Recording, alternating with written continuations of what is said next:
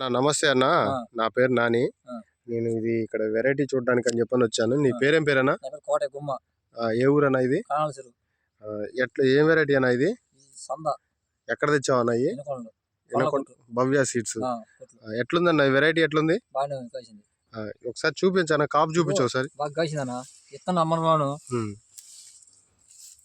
సైజులు ఎట్లున్నాయన్న? బాగానే ఉంది. చికెన్ కాపా పల్సన్ కాపా అన్న ఇది? Chicken copy.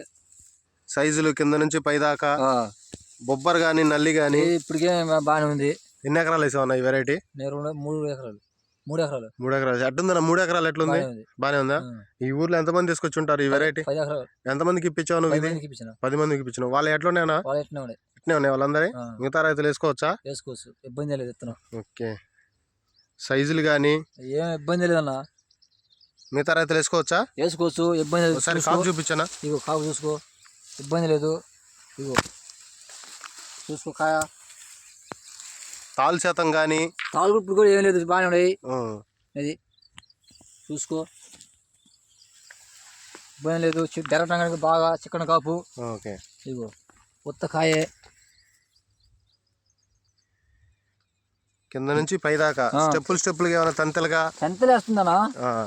ఎన్ని స్టెప్పులు వేసిందన్నా? ఇగో 2 తింతలు. 3 అయిపోతుంది. ఇక ఇవి చూసుకో కాయలు ఎలా కాసినాయో. చాలా మాట లేదు.